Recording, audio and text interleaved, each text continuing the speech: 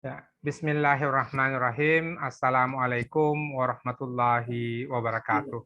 Alhamdulillah wa syukrilillah wa la haula wa la quwata illa billahil aliyil azim.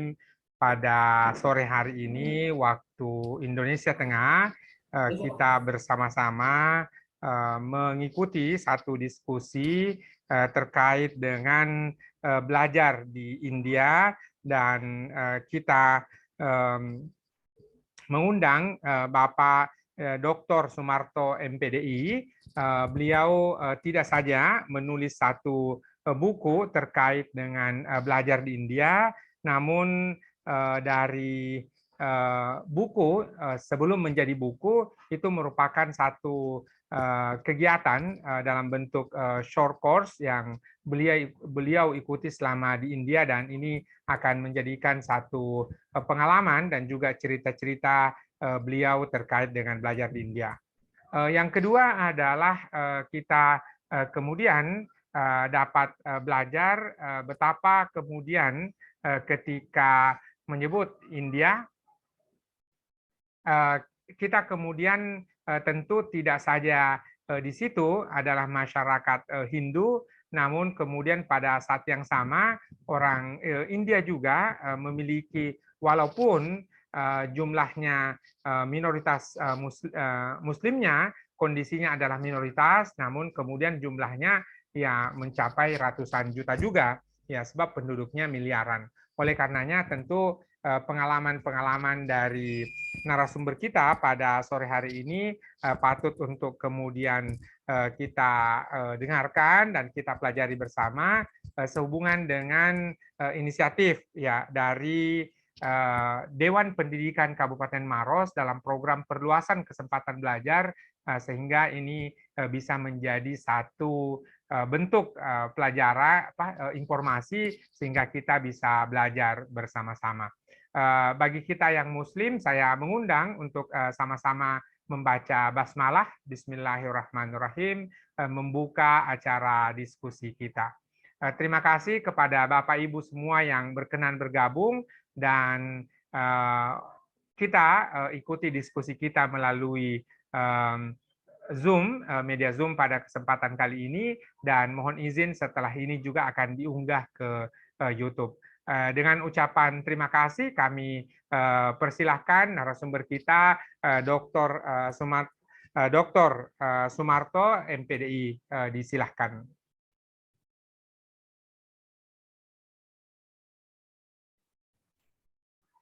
Baik, Bismillahirrahmanirrahim. Assalamualaikum warahmatullahi wabarakatuh. Waalaikumsalam warahmatullahi wabarakatuh.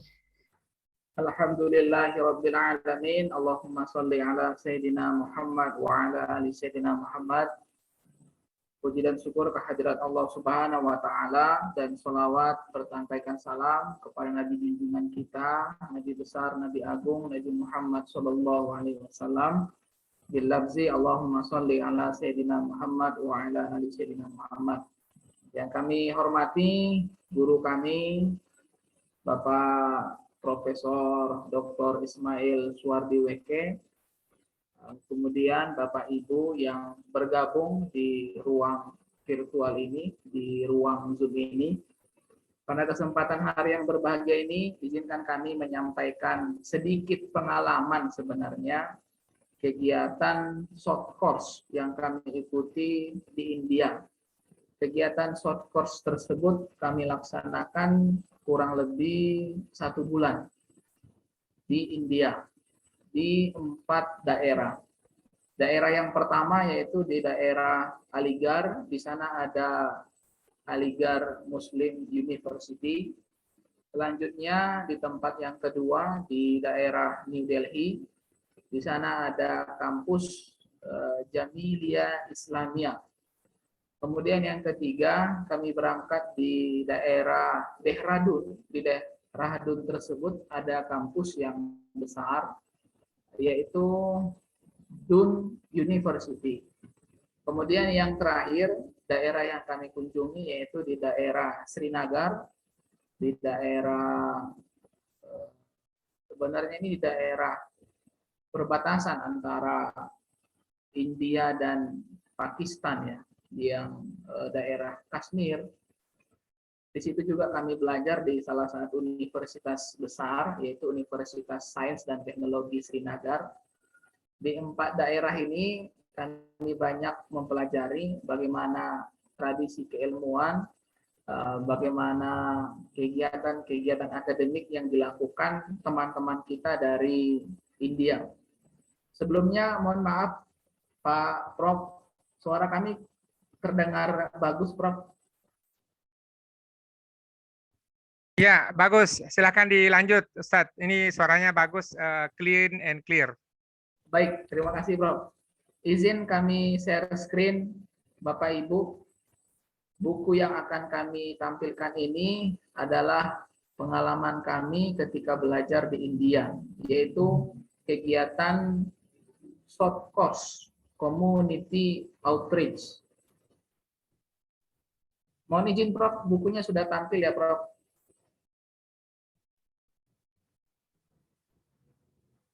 Oke, belajar di India ya, warna hijau orange ya, Taj Mahal. Silakan. Baik Prof.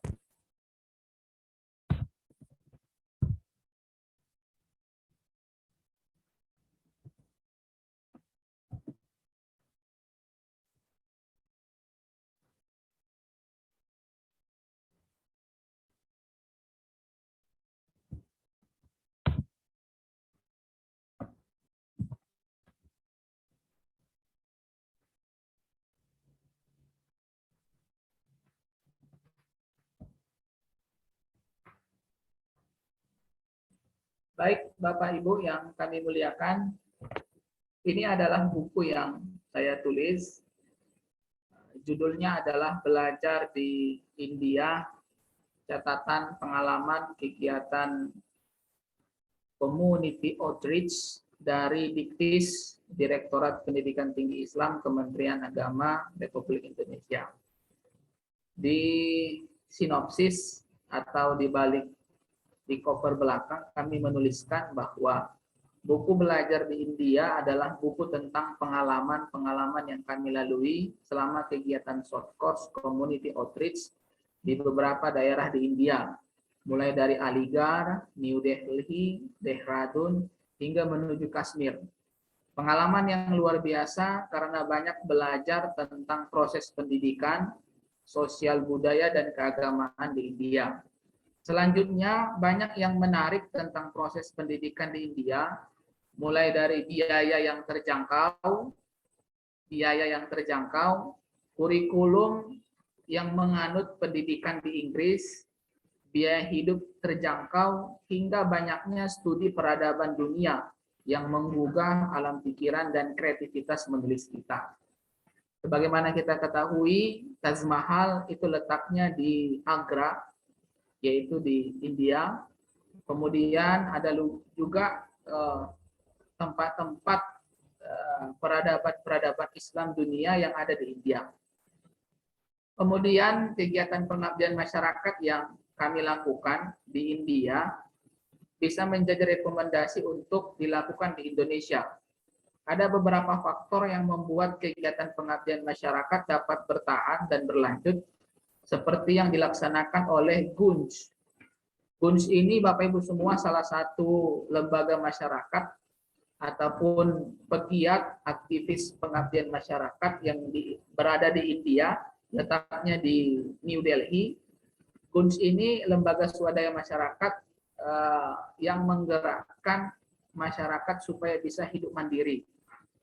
Kemudian GUNJ juga memiliki salah satu program yang menarik. Mereka itu membuat dari kain-kain perca, kemudian diolah menjadi kain yang dapat dikatakan bersih, yang biasanya digunakan sebagai, mohon izin, pembalut bagi masyarakat, bagi perempuan yang kastanya rendah.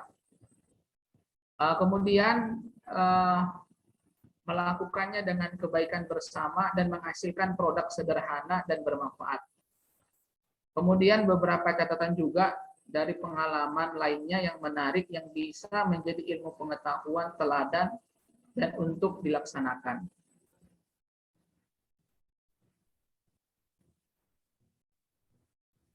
Ini Bapak Ibu semua apresiasi dan terima kasih karena program ini dilaksanakan dari dana Kementerian Agama RI melalui Direktorat Pendidikan Tinggi Islam Kementerian Agama RI, khususnya di Subdit Penelitian, Publikasi Ilmiah dan Pengabdian Masyarakat. Pada waktu itu yang menjadi direkturnya adalah Profesor Dr. Haji Amsal Bakhtiar. Kemudian selanjutnya pada waktu itu pejabat-pejabatnya ada Bapak Dr. Mamat Burhanuddin, ada Pak Dr. Anis Maskur, kemudian ada Mas Lutfi, kemudian Mas Zulkifli, kemudian karena saya pada waktu itu di Stai Ma'arif Jambi, keluarga besar Stai Ma'arif Jambi mendukung saya menjadi salah satu delegasi untuk mengikuti short course di India. Kemudian kegiatan short course tersebut, Bapak Ibu semua, tidak hanya diikuti oleh saya, tetapi diikuti oleh beberapa perwakilan dari kampus PTKIN, PTKIS yang ada di Indonesia. Salah satunya adalah ada dari UIN Araniri Aceh, kemudian ada dari IAIN Kediri, kemudian ada dari,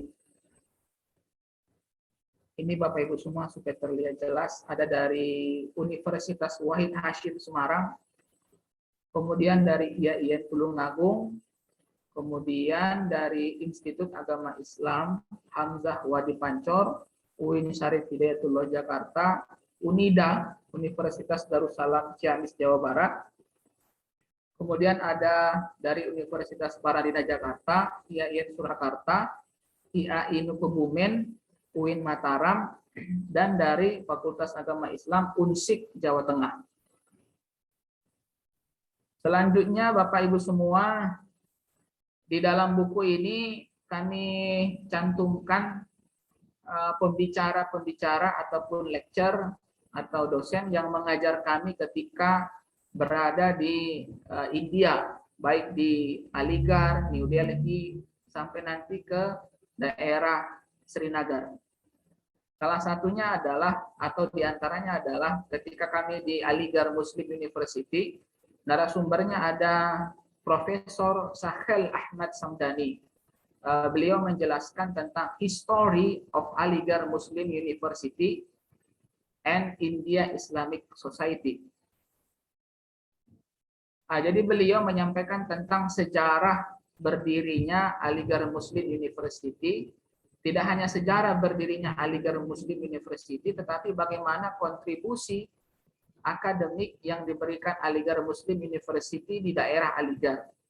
Karena ketika kami di daerah tersebut, dominasinya masih banyak masyarakat di sana yang beragama Hindu, Bapak Ibu semua. Tetapi keberadaan Aligarh Muslim University bisa menjadi salah satu kampus penting di Aligarh. Selain kampusnya besar, kemudian Aligarh Muslim University juga memiliki banyak karya-karya monumental, dan memiliki profesor ahli di berbagai aspek keilmuan. Kemudian pembicara yang kedua itu ada Dr. Muhammad Khalid. Beliau juga dari Aligarh Muslim University yang membahas tentang the essence of Islamic financial system. Jadi beliau berbicara tentang esensi dari finansial ataupun ekonomi Islam, sistem ekonomi Islam. Karena sebenarnya Bapak Ibu semua, di daerah India itu juga menerapkan sistem ekonomi syariah. Salah satunya dengan adanya bank. Walaupun bank di sana tidak mencantumkan syariah, tetapi secara sistem mereka menerapkan prinsip-prinsip syariah. Kemudian selanjutnya ada juga dosen yang mengajar kami tentang Islamic Perspective on Environment Protection in Sustainability. Jadi beliau menyampaikan bagaimana perspektif Islam tentang perlindungan lingkungan, kemudian sustainability, keberlanjutan, dan lain sebagainya. Karena memang di daerah India tersebut ada beberapa sungai yang memang tidak bagus lagi untuk digunakan mandi dan lain sebagainya. Jadi sehingga memang harus ada perlindungan lingkungan dan keberlanjutan lingkungan yang bersih dan sehat.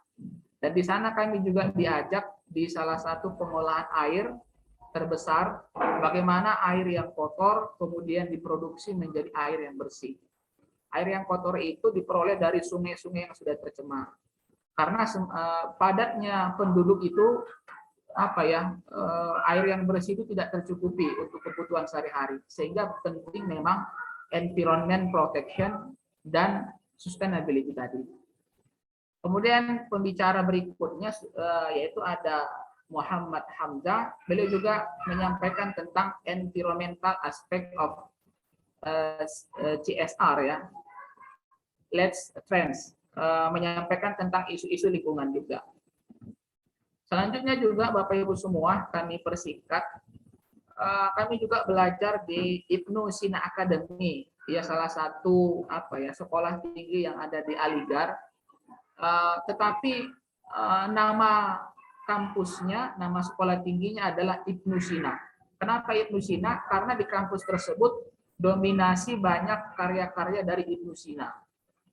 Ya, diantaranya yaitu Ibnu Sina Academy of Medieval Medicine at Jahara House, yaitu terletak di Dohpur, Aligarh.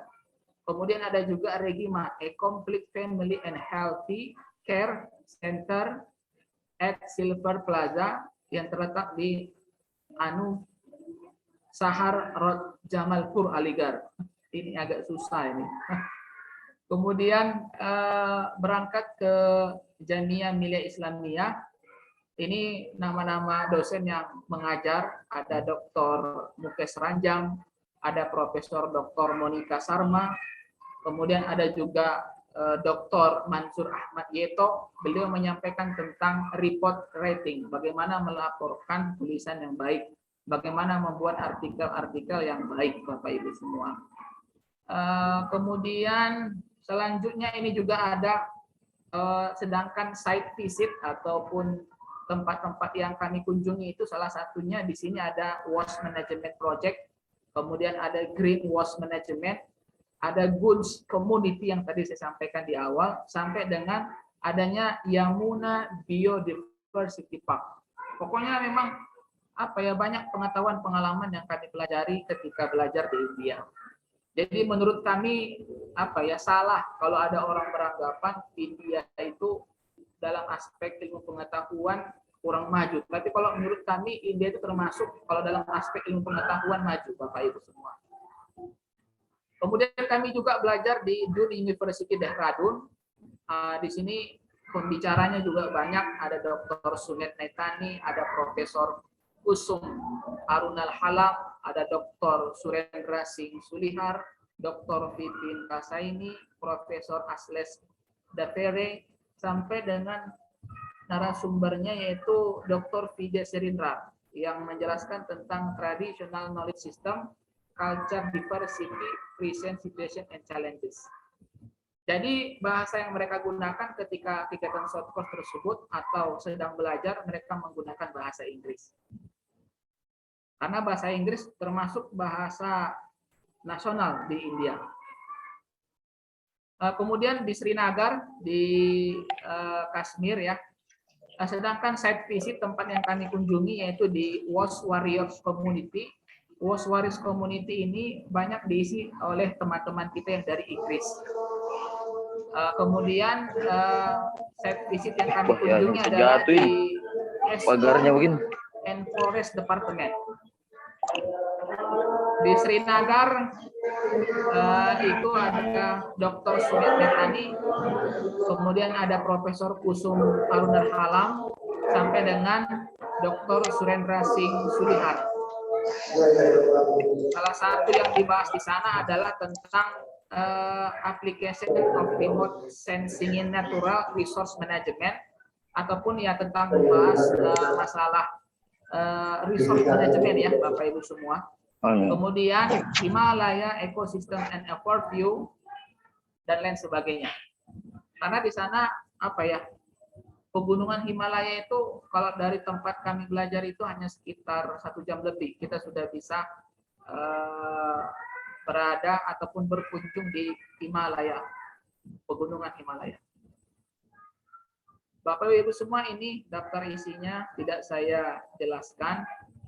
Ini sertifikatnya, tanda bukti mengikuti apa ya, short course ya, di India, di Aligarh, New Delhi, Dehradun, Srinagar, yaitu bulan Oktober sampai November pada tahun 2015.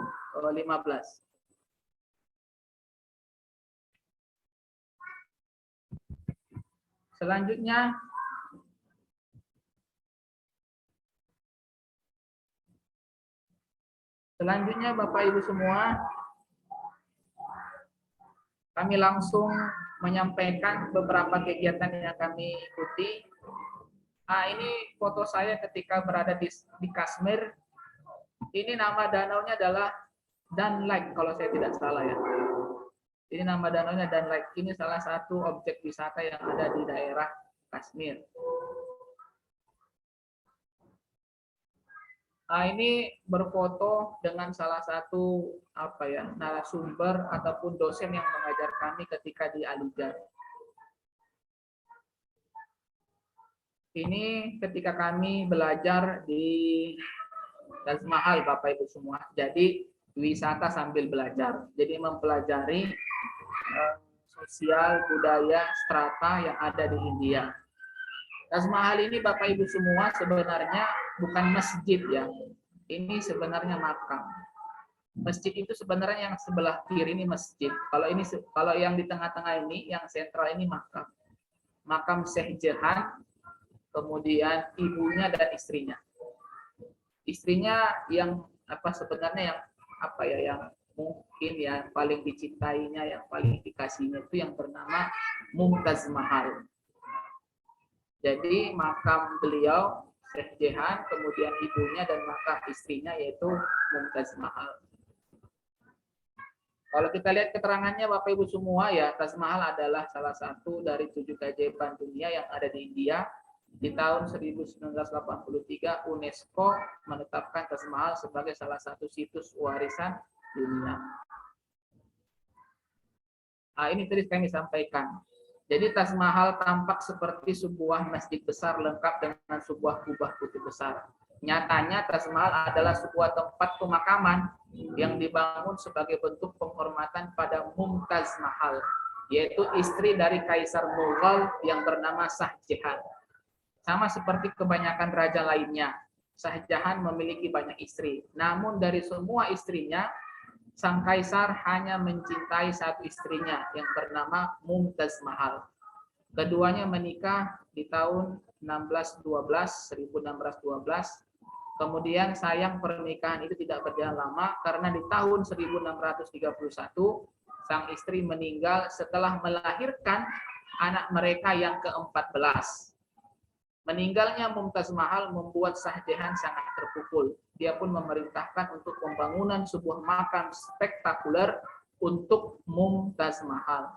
Bukan hanya sebagai bukti cinta, pembangunan Taj Mahal juga merupakan penghormatan atas kesetiaan istri selama hidupnya. Nah, seperti ini dibutuhkan 20.000 pekerja untuk membangun ataupun menghasilkan bangunan seindah Taj Mahal. Bukan hanya manusia, diketahui ada 1.000 gajah yang ikut berpartisipasi dalam pembangunan Taj Mahal dan lain sebagainya. Kemudian ini ada tulisan tentang India menjadi inspirasi. Insya Allah Bapak Ibu semua nanti buku ini bisa dibaca. Mudah-mudahan bisa menjadi inspirasi dan motivasi bagi kita semua. Ini foto ketika kami mengikuti salah satu conference, yaitu yang membahas tentang apa ya, seperti waste management, bagaimana pengolahan sampah, kemudian e-commerce yang sekarang sebenarnya sudah lagi ya sebenarnya sudah jadi kebutuhan ya Pak ya, e-commerce ini dengan adanya apa ya, belanja online seperti apa Lazada, Bukalapak atau Shopee itu kan e-commerce. Kemudian ini ketika kami kuliah di Jamia Millia Islamia New Delhi, kita ketahui aktor Bollywood Shahrukh Khan itu alumni dari Jamia Millia Islamia. beliau kuliah di sini. Ini bersama teman-teman, Bapak Ibu semua. Ini bersama teman-teman yang di tengah ini dari India. Beliau yang banyak membimbing kami selama kuliah di India. Kemudian yang pakai peci sahabat kita yaitu sahabat Ma'as Sobirin yang dari Universitas Wahid Hasim Semarang. Ini salah satu dosen dari Jamiah Miliyah Islamiyah, Dr. Mukes Ranjam. Beliau mendapatkan cendramata dari Ibu Maulina dari UIN Syarif Hidayatullah Jakarta. Beliau menjelaskan tentang sistem kasta yang ada di India. Ini proses perkuliahan yang kami lakukan di India, tepatnya di Jamiah Miliyah Islamiyah. Ya, sebagaimana kita ketahui ya di India itu ada kasta Brahmana yang paling tinggi, ada kasta Ksatria, Waisya, dan yang paling rendah itu Sudra. Ini foto ya, ini foto. Oke, mana lagi yang menarik dari buku ini? Ini foto ketika selesai perkuliahan. Ini ketika kuliah dengan Dr. Manzur Ahmad Yeto, yaitu seorang ilmuwan dari India, Kashmir, beragama Muslim. Beliau beragama Muslim yang menjadi Project Director pelaksanaan short course Community Outreach di India. Tapi beliau, Dr. Manzur Ahmad Yeto, beliau sudah meninggal, Bapak Ibu semua, sudah meninggal. Ini proses diskusi. Ini ketika kami sholat di salah satu masjid di New Delhi, letaknya tidak jauh dari kampus Jamiah Miliyah Islamiyah. Ini masjidnya, Bapak Ibu semua, ini tempat berwudunya. Ini salah satu mobil khas India lah. Kita juga belajar tentang filsafat Hindu. Salah satunya adalah Samkhya. Disebut juga salah satu aliran dalam filsafat Hindu. Tapi sebenarnya Bapak Ibu semua, di Hindu itu memang sangat kental dengan tradisi budaya, apalagi membahas tentang filsafat, tentang hakikat kebenaran dan lain sebagainya. Ini filsafat Hindu, Samkhya. Kemudian ada juga yoga, sejarah yoga, kemudian Nyaya, Vaisesika. Kita juga belajar tentang syncretism in Indian culture and civilization. Ini salah satu dosen kita yang mengajar kami.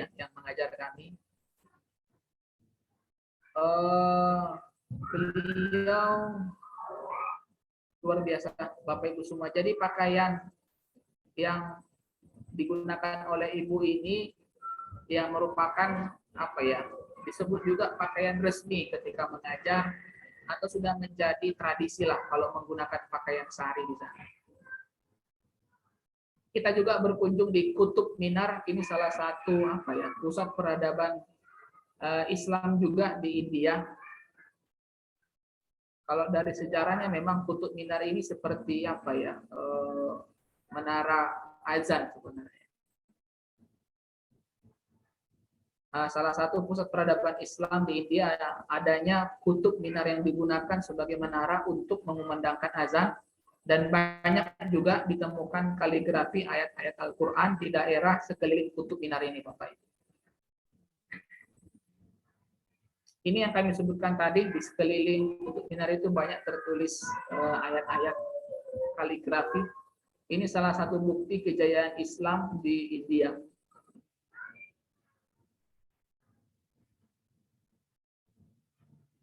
Ini juga salah satu bangunan yang menarik, Bapak Ibu semua, yang bisa kita temukan di kawasan Qutub Minar. Ini seperti sarang lebah sebenarnya.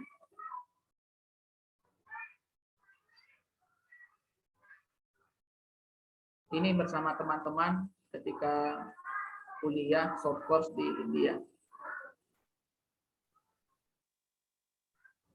Ini ada pesawat lewat.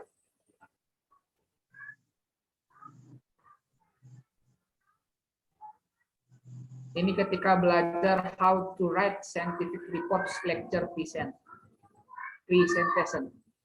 Beliau mengajarkan tentang kami tentang penulisan artikel dengan menggunakan metode IMPRAT.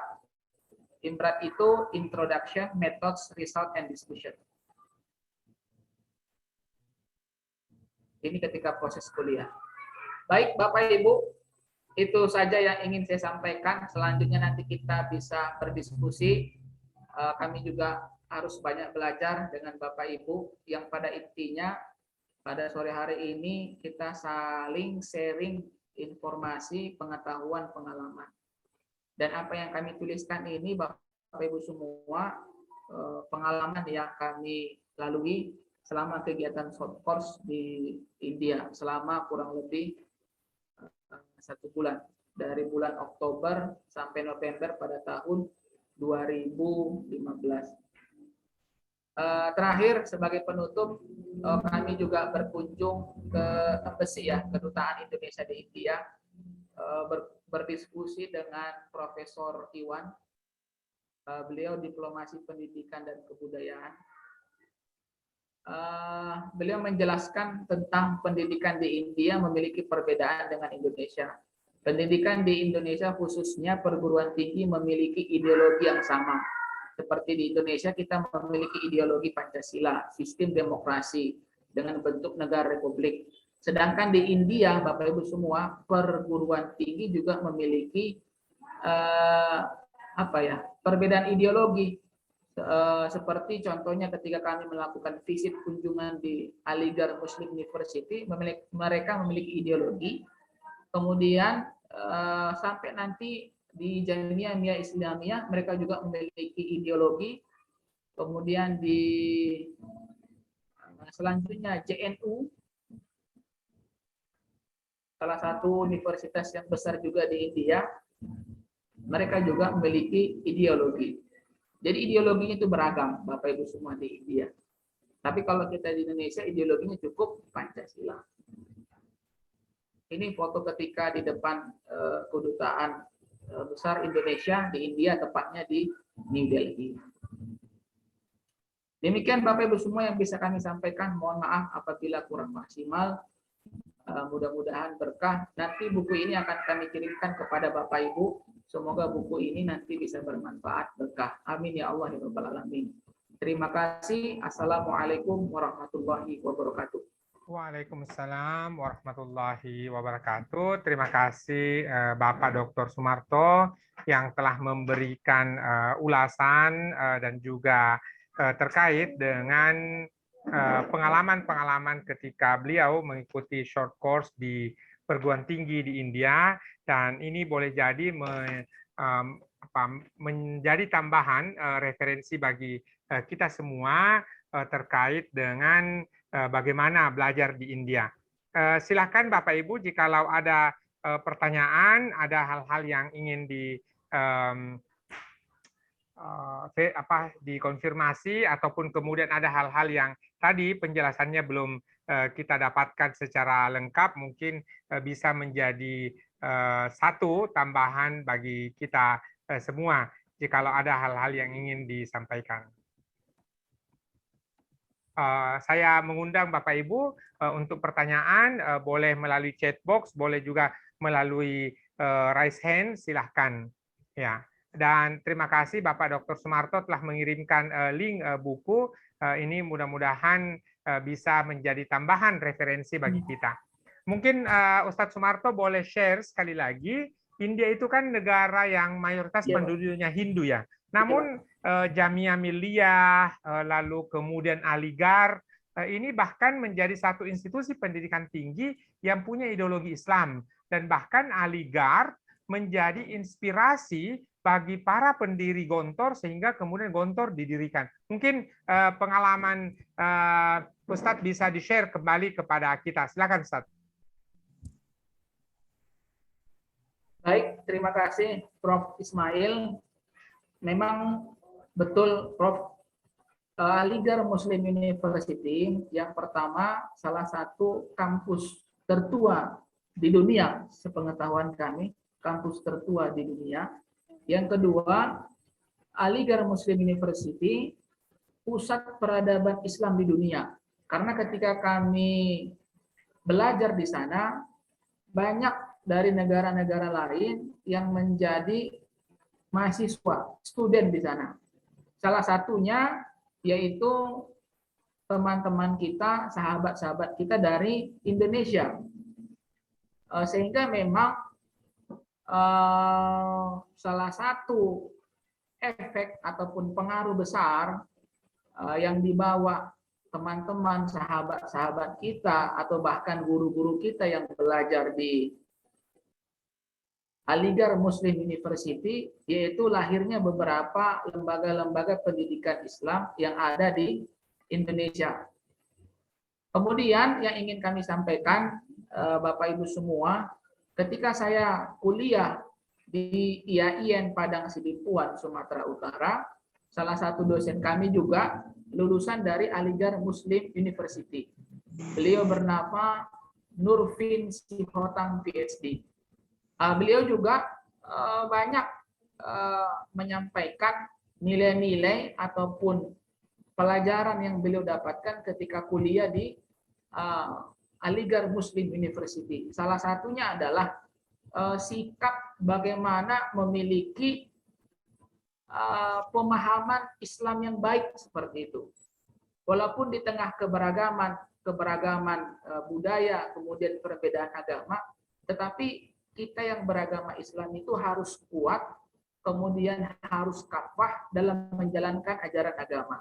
Karena memang kalau kita lihat dari sejarah ataupun historisnya Bapak Ibu semua, banyak mahasiswa-mahasiswi ataupun guru kita, ustadz kita, kiai kita yang belajar di India.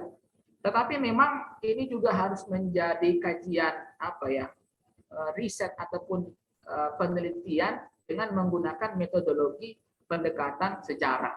Sehingga bisa diketahui bahwasanya hubungan antara India dan Indonesia dalam aspek penyebaran agama Islam, dalam aspek pembangunan peradaban, budaya, dan lain sebagainya, kita itu memiliki kesamaan. Saya pikir itu yang bisa kami tambahkan, Prof. Ismail. Mohon apabila ada informasi yang lain disampaikan, Prof. Terima kasih, Prof.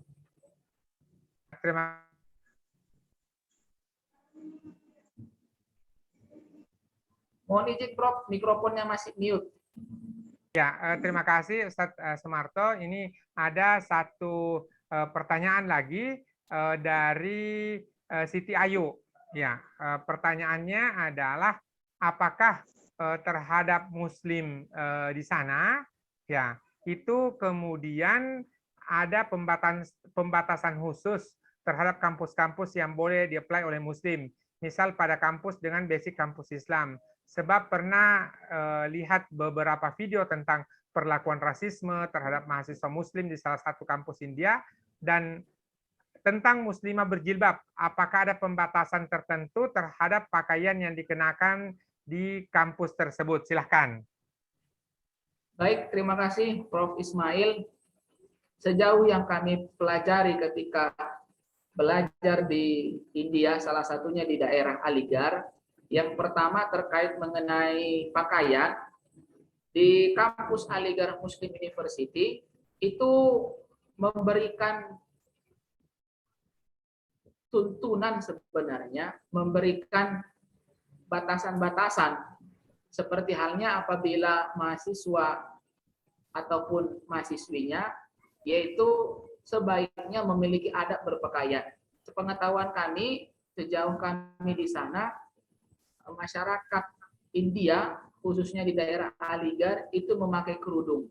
Ya walaupun kerudungnya itu tidak sebegitu sempurna seperti di Indonesia, tapi mereka memakai kerudung kami lihat. Kemudian selain itu di Aligarh Muslim University, Bapak Ibu semua, tidak hanya yang beragama Islam yang kuliah di sana, tetapi dominasi dari masyarakat Hindu juga banyak di sana yang kuliah, dan sikap toleran sangat tinggi di sana. Misalkan pernah memang kejadian, ini salah satu cerita yang disampaikan salah satu informan yang ada di Aligarh Muslim University bercerita, di India tersebut apabila khususnya di daerah Aligarh ada kegiatan seperti peringatan Hari Besar Islam ataupun dalam perayaan Hari Besar Islam seperti Hari Raya Idul Adha, di situ tidak diperbolehkan memotong sapi, Bapak Ibu semua. Apabila memotong sapi itu sama saja memotong ataupun tidak menghormati Tuhan atau dewa masyarakat yang beragama Hindu di sana. Jadi ketika perayaan Idul Adha, masyarakat Muslim di sana hanya memotong kerbau, Bapak Ibu semua, kerbau, dan dilengkapi dengan adanya seperti hewan-hewan yang lainnya seperti domba atau sejenisnya seperti kambing. Tetapi kalau sapi tidak diperbolehkan. Pernah suatu kejadian disampaikan informan kami, salah satu pelajar yang ada di Aligarh Muslim University, ada salah satu daerah di sana umat Islam memotong sapi. Ini memancing keributan, memancing hal-hal yang tidak baik sehingga timbul kekerasan. Jadi di sana tidak boleh memotong sapi. Di sana Bapak Ibu semua, kalau kita di Aligarh Muslim University, banyak kita temukan sapi di jalan, banyak sekali. Baik dia sapi yang sehat, sapi yang kurang sehat, dan bahkan ada sapi yang sakit-sakitan dan hampir mau mati dibiarkan aja di sana. Tetapi ada teman-teman kita dari Inggris itu membuat salah satu tempat di mana tempat itu mereka mengobati hewan-hewan yang tidak terurus di jalan. Salah satunya yaitu banyak sapi yang mereka pelihara, bukan dipotong, dipelihara, diobati dan lain sebagainya. Kami pikir itu yang bisa kami berikan penjelasan ataupun keterangan. Kemudian ada lagi yang menarik, penggunaan sari itu juga digunakan oleh mahasiswi Muslim yang ada di Aligarh Muslim University. Tidak hanya mahasiswinya, tetapi dosennya juga menggunakan sari. Kenapa dikatakan demikian? Ya ini kan pengaruh dari sinkretisme. Ya adanya kekuatan kebudayaan ya sehingga ya bahkan melewati ataupun ya bahkan ya melanggar nilai-nilai dari Islam tersebut ya kan. Itu yang bisa kami sampaikan, Prof. Terima kasih, Prof. Ya, terima kasih Ustaz Sumarto terkait dengan penjelasan ini. Mungkin boleh dieksplor dua perguruan tinggi Muslim tadi, Aligarh dan Jamia Milliyah. Salah satu pembimbing tesis saya dulu itu adalah sekarang Dekan Fakultas Adab dan Humaniora Universitas Darussalam Gontor. Beliau Al-Mukarram Dr. Kiai Haji Hidayatullah Zarkashi. Dan beliau alumni daripada Jamia Milliyah. Jadi saya dari dulu pengen melihat itu, mudah-mudahan pandemi segera berlalu sehingga saya punya kesempatan. Dan kalau saya lihat-lihat di Traveloka tiket Jakarta Delhi itu kan lumayan terjangkau ya, dan saya juga sudah punya kolega selama 3 tahun terakhir ini selama pandemi kita sering berdiskusi terkait India dan sebagainya. Dia di satu perguruan tinggi di Jawaharlal Nehru University. Nah, mungkin Ustadz Sumarto boleh cerita tambah sedikit lagi terkait dengan Aligarh dan Jamia Milliyah tadi, karena dia di negara Hindu, orang-orang yang memeluk agama Hindu, tapi Universitas Islam atau Universitas Muslim itu tetap boleh berdiri. Silakan, Ustadz. Baik.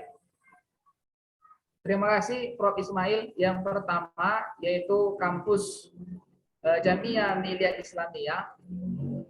Sejauh yang kami pelajari, sejauh yang kami tahu, ketika kuliah ataupun short singkat di sana di Jamia Milliyah Islamiyah, yang pertama dari segi historis, kampus tersebut memang sudah lama berdiri.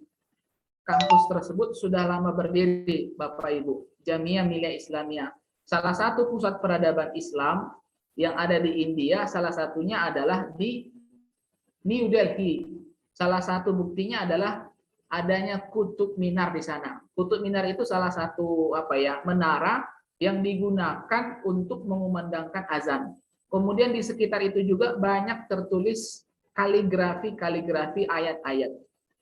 Nah, ini membuktikan sebenarnya ketika itu di daerah New Delhi banyak mayoritas Muslim di sana, sehingga bisa mendirikan kampus Jamiah Miliyah Islamiyah. Itu dari aspek historis. Kemudian Bapak Ibu semua, proses perkuliahan yang ada di Jamiah Miliyah Islamiyah sejauh yang kami ikuti, di sana lebih kepada mahasiswa-mahasiswinya itu diberikan kesempatan untuk berbudaya, kesempatan untuk berkarya. Maksudnya adalah setiap kegiatan-kegiatan akademik, misalkan perkuliahan, baik dia mahasiswa yang Muslim maupun mahasiswa yang Hindu, itu hidup berdampingan. Kemudian kami juga banyak menemukan di sana kegiatan-kegiatan ekstrakurikuler seperti tari, drama, dan di situ tidak hanya masyarakat ataupun mahasiswa-mahasiswi Muslim, banyak yang dinominasi oleh mahasiswa-mahasiswi yang beragama Hindu. Kemudian yang menarik lagi, kami diberikan materi kuliah oleh salah satu profesor, yang mana profesor tersebut adalah beragama Islam. Beliau adalah muslimah, tetapi beliau memakai sari dan tidak memakai jilbab. Kami tanyakan kenapa tidak memakai pakaian yang tertutup, kenapa tidak memakai jilbab. Profesor itu menyampaikan ini adalah tradisi, ini adalah adat istiadat yang ada di India. Padahal itu adalah di kampus Islam, Jamiah Miliyah Islamiyah. Jadi sebenarnya pengaruh budaya, pengaruh tradisi yang ada di India itu sangat kuat Bapak Ibu semua. Tetapi kita tidak bisa meninggalkan sejarah, kita tidak bisa meninggalkan kajian historis bahwa sebenarnya di India itu ataupun di daerah New Delhi itu banyak ditemukan peninggalan-peninggalan umat Islam. Salah satunya tadi Qutub Minar, kemudian yang lainnya salah satu yang paling megah yaitu adalah berdirinya kampus Jamiah Miliyah Islamiyah tadi.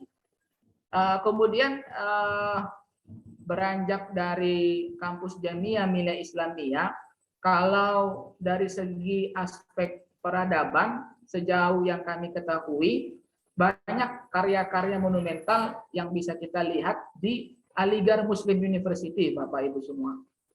Aligarh Muslim University. Karena di Aligarh Muslim University itu banyak bangunan-bangunan yang dapat dikatakan bangunan-bangunan lama yang masih terawat. Dan itu salah satu bukti Aligarh Muslim University itu salah satu pusat pembelajaran peradaban budaya Islam dunia di India. Kemudian terkait mengenai kasta, ada kasta Brahmana, kemudian kasta Ksatria, Waisya, Sudra, di India itu masih berjalan. Tetapi walaupun masih berjalan, ada juga memang masyarakat-masyarakat yang sudah tergolong maju, kemudian masyarakat-masyarakat yang tergolong di daerah pedesaan yang masih memang menganut sistem kasta tersebut. Kasta yang paling tinggi adalah Brahmana, kemudian dilanjutkan dengan Ksatria, Waisya, dan Sudra. Sebenarnya banyak lagi yang harus dari India. Salah satunya adalah tokoh yang paling besar itu adalah Mahatma Gandhi. Pengaruh Mahatma Gandhi itu sangat besar Bapak Ibu semua di lembaga-lembaga pendidikan yang ada di India. Termasuk tidak hanya di lembaga pendidikan, di segala sektor, baik dia instansi pemerintahan sampai dengan komunitas-komunitas yang ada di India. Mahatma Gandhi itu merupakan tokoh spektakuler yang mempengaruhi ideologi prinsip-prinsip kebangsaan India. Dan itu menjadi salah satu kajian ataupun sumber yang wajib diketahui oleh setiap mahasiswa-mahasiswi yang belajar di India. Baik dia di Jamiah Miliyah Islamiyah ataupun di JNU, Jawaharlal Nehru, ataupun di kampus Dun University dan kampus-kampus lain yang ada di India. Bahkan di Ibnu Sina Academy. Demikian yang bisa kami sampaikan, Prof. Apabila ada informasi, mohon juga disampaikan, Prof. Ya, silahkan Bapak Ibu, kita berada di penghujung diskusi kita dan di chat box itu sudah ada presensi bagi kita yang berkenan hadir, Dewan Pendidikan memberi apresiasi berupa sertifikat elektronik bagi kita semua melalui email nanti. Silahkan diisi, dan ini juga saya baru saja belajar ini Ustaz, terkait India selama masa-masa pandemi, sesekali berdiskusi dengan kolega, kawan-kawan dengan India, bahkan dalam 2 tahun terakhir ini saya menjadi chair India Indonesia Simposium, lalu kemudian juga menjadi chair di India and Southeast Asia, ya, sehingga kemudian mulai mengenal seperti Jawaharlal Nehru University dan seterusnya. Mudah-mudahan setelah pandemi ini salah satu destinasi yang boleh saya kunjungi sesegera mungkin adalah India, di mana tentu tadi ingin merasakan apa yang disampaikan. Yang kedua, saya menduga saya akan kerasan di India karena terkait dengan banyaknya masakan-masakan yang lebih kepada vegetarian. Coba Ustadz Sumarto dieksplorasi masalah makanannya ini. Karena kan makanannya tadi kita tidak boleh memotong sapi, tapi lembu boleh. Kerbau boleh, berarti sama di Kudus. Nah, ini menunjukkan toleransi ataupun apa bahasa kita hari ini moderasi beragama, ya. Bahwa ternyata Sunan Wali Songo dulu itu sudah menunjukkan bahwa yang terlarang itu sapi. Maka 1 atau 2 kali kunjungan saya ke Kudus itu tidak ada soto yang pakai daging sapi. Justru sotonya adalah lembu atau kerbau tadi. Yang kedua, boleh jadi ada roti canai yang sepenuhnya berasal dari beras dan sebagainya. Ya, mungkin sebelum nanti closing statement, Ustadz Sumarto tolong dieksplor soal makanan tadi. Silakan. Baik, terima kasih Prof. Saya coba share screen. Di buku ada memang saya sampaikan terkait mengenai makanan. Mohon izin, kelihatan ya Prof? Ya, lanjut. Ini makanan khas India banget. Jadi ketika kami di India, Bapak Ibu, Prof. Ismail, salah satu makanan yang disajikan kepada kami sebenarnya ya makanan yang sayur-sayuran. Kemudian jarang kami disuguhkan itu makanan yang daging, ya. Apalagi sampai makanan ayam atau sejenisnya. Jadi makanan yang daging-dagingan itu jarang kami makan di India. Kami lebih banyak memakan ini, Bapak Ibu semua, ini ada beras, tapi berasnya itu besar-besar. Kemudian beras, kemudian ada ada bawang bombay yang besar, itu merupakan salah satu khas dari India. Kemudian ada roti dari gandum, ada yogurt. Jadi lebih kepada yang vegetarian, Bapak Ibu semua. Dan ini rasanya itu kalau saya aneh. Rasanya itu seperti rasa jamu. Seperti ada jahenya, ada kunyitnya. Jadi rasanya kalau pertama kali itu aneh. Sempat memang ada teman dari Indonesia, karena keseringan makan seperti ini dia tidak mau. Akhirnya dia beli mie instan atau dia beli fried chicken dan lain sebagainya. Jadi kalau dari aspek makanan, Prof, seperti itu, Prof. Lebih kepada vegetarian. Tetapi kalau kita sudah di daerah perbatasan, di daerah misalkan di daerah Srinagar ataupun daerah Kashmir, itu makanannya daging semua, Prof. Dan mereka di sana memang ternak domba. Jadi ketika kita di Kashmir itu, yang sering kita makan bukan lagi vegetarian. Yang kita sering makan adalah kari kambing, kari domba gitu. Itu Prof yang bisa kami sampaikan, Prof. Ya, terima kasih. Beberapa waktu yang lalu saya itu ke Turki, ya. Namun tentu makanan Turki punya karakteristik dan kekhasan sendiri. Namun kemudian untuk merasakan masakan-masakan Indonesia yang serba daging dengan rempah-rempah, itu kemudian kami memilih restoran India, tapi restoran India yang Kashmir ataupun Srinagar dan sebagainya. Terima kasih Bapak Ibu, kita berada di penghujung diskusi kita, dan kita menyampaikan terima kasih kepada semua kita yang telah berkenan hadir dan bergabung melalui Zoom. Dan sebagai kata penutup, kami mohonkan kesediaan Bapak Dr. Sumarto MPDI, beliau dosen di IAIN Curup yang ada di Bengkulu, untuk menyampaikan kata penutup sebagai closing statement dari diskusi kita yang diadakan oleh Dewan Pendidikan dengan dukungan STAI DDI Maros dan Universitas Muslim Maros beserta dengan konsorsium perguruan tinggi yang ada dalam wadah ataupun forum konsorsium perguruan tinggi yang diinisiasi oleh Dewan Pendidikan. Silakan Ustaz Sumarto. Baik, terima kasih Prof. Ismail sebagai closing statement yang bisa kami sampaikan. Yang pertama, ini mohon maaf agak gelap, Prof. Tadi saya sebenarnya itu perjalanan dari Bengkulu ke Curup. Karena waktunya tadi sudah jam 3, jadi saya singgah di Kepahi yang di tempat teman. Tadi rencana saya itu saya mau Zoom itu di kampus. Tapi alhamdulillah ini rezekinya. Sebagai closing statement yang pertama, India itu merupakan negara yang bisa dijadikan destinasi kita belajar tentang Islam. Kita bisa belajar tentang budaya, sosial, kehidupan masyarakat. Kemudian India itu, Bapak Ibu semua, tidak sekumuh yang kita pikirkan. India itu kalau menurut kami sudah termasuk negara yang yang maju lah. Karena di sana itu saya lihat banyak produk-produk negeri yang digunakan seperti kendaraan itu ada Bajaj misalkan. Itu produk-produk dalam negeri itu dipakai, dipromosikan di India. Dan di sana saya sangat jarang menemukan kendaraan-kendaraan bermerek dari luar negeri, misalkan dari Jepang, dari Amerika. Di situ lebih banyak kendaraan-kendaraan produk sendiri.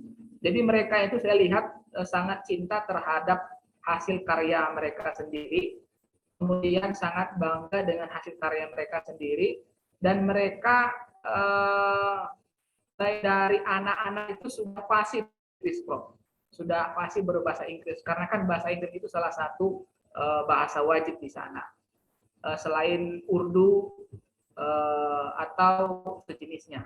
Kemudian yang ketiga, Bapak Ibu semua, apabila berada di India, itu kalau dalam aspek lalu lintas, itu sebenarnya sama aja sih. Kalau kita di Jakarta, macet, kemudian sering orang tidak memakai helm, pokoknya ya kayak itulah kehidupan di sana gitu. Tetapi mungkin karena masyarakatnya yang padat. Saya pikir mudah-mudahan suatu saat nanti kita bisa belajar lagi ke India, bisa menggali ilmu lebih banyak, karena guru kita, ustadz kita, kita juga pernah belajar di India, salah satunya di Aligarh Muslim University dan Jamia Millia Islamia. Kemudian ada juga di Ibnu Sina Academy. Terima kasih, mohon maaf apabila ada kekurangan, kesalahan, itu kehilangan dari kami. Apabila ada yang kurang jelas informasinya, mohon ditambahkan dan mohon diluruskan. Terima kasih. Assalamualaikum warahmatullahi wabarakatuh. Waalaikumsalam warahmatullahi wabarakatuh. Terima kasih Al-Fadil Dr. Sumarto MPDI telah berkenan bersama-sama dengan kita, walaupun beliau sebenarnya dalam perjalanan musafir, namun tidak menyampaikan kesukarannya. Kita yang dalam keadaan musafir itu kan kadang-kadang keterbatasan dan sebagainya, tetapi beliau tetap berkenan dan bahkan mampir di tempat kawan untuk berbagi dengan kita semua. Terima kasih kepada Bapak Ibu, baik warga Maros maupun secara luas di Indonesia. Ada saudara saya dari Kantor Urusan Internasional Universitas Negeri Padang yang turut bergabung. Ada Ustadz Engkisar MED yang tentu senantiasa bersama-sama dengan kita dalam menggerakkan usaha kolaborasi lintas kampus yang telah terjalin selama ini.